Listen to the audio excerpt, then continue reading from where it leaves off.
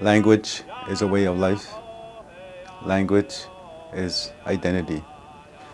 Language comes from our homelands.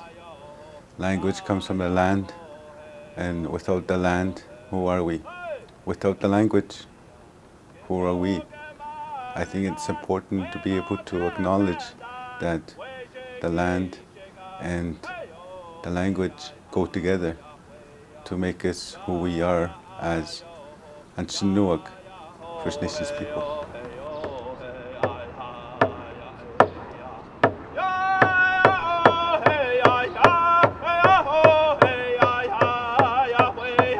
A very momentous day, and I never thought I would be speaking my language in this place. About 2 weeks ago, I spoke to an elder, and I was telling him I was doing this. And what shocked me was that he told me from 6 years ago to now, the way you talk, I can tell that you're losing your language. It was shocking for me. It was shocking for me when he told me that, but it was real. And I know. But that's the reality of what this place does, that institutions like this, that's what they do. It's a standing order change. It's a small standing order change. But it's a huge change because we're not supposed to speak our language in here. There are residential school survivors behind me. Bars of soap were put in their mouths because they were speaking the language. There's a lot of us that were punished for speaking the language.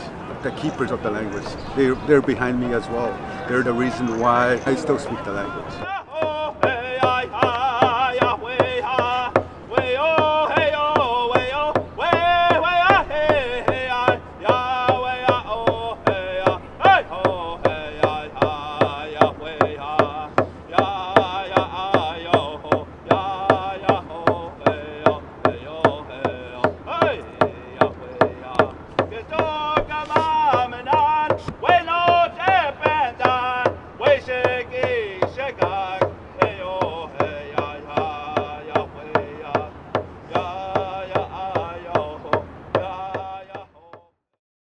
Going to recognize the member for Kiiwetinoong on a point of order.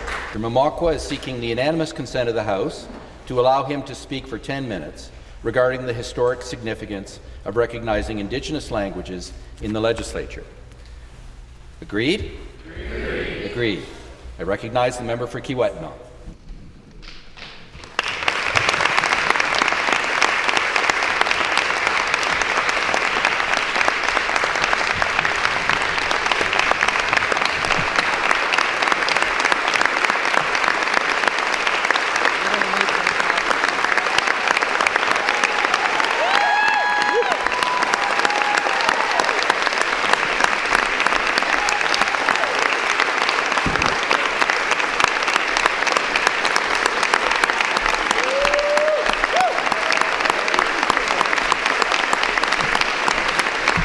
Migwet kakana umagayek.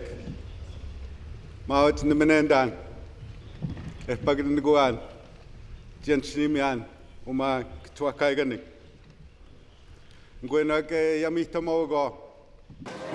Today was really monumental for me. Monumental because I get to speak my language, Anishininiimowin. When I began my statement, I thought I was breaking rules. I thought I was breaking the laws and the rules of this house. And I tried to remind myself that, there's nothing wrong with this. We are allowed to speak. One of the things that, I was kind of taken aback during my travels is how this house, this place, was making me lose my language. That was hard for me to take, for an elder to tell me that. And I think this is a good day. No, it's a great day. I think 3 things that are very important for me. It's my mom's birthday. Welcome my mom in the house. It's a special day. It's her birthday today. She's 79 today.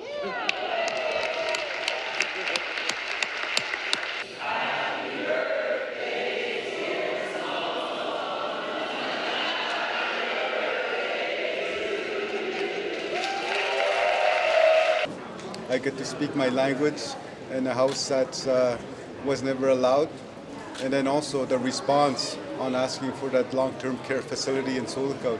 I had you in my office yesterday, told you how proud I am of you, how you're blazing a new trail, you know, and no one's ever done this, what you're doing today. And I just want to tell you that how proud I am of you, how proud everyone here in the legislature, how proud everyone in the First Nations. And I appreciate your passion in Sioux Lookout. I went up to Sioux Lookout, and you remember I went up there, and I committed that I'm going to build that long-term care home. I'm committing today in the public, we will be building those beds. We'll be building a home for Sioux Lookout. Not only that, and we had so many people that were surrounding us. You know, like the leadership that's behind me, the elders that are behind me. You know, those are the people, you know, that we speak for. There's young people here that are listening. It's really important that to acknowledge that, you know, our ancestors are watching. I call on, you know, other provincial legislatures. I call on the federal House of Commons. They have to institute, you know, the standing orders that allow Indigenous languages to be spoken in these places. Stop being colonial. It's a simple, you know, step towards reconciliation.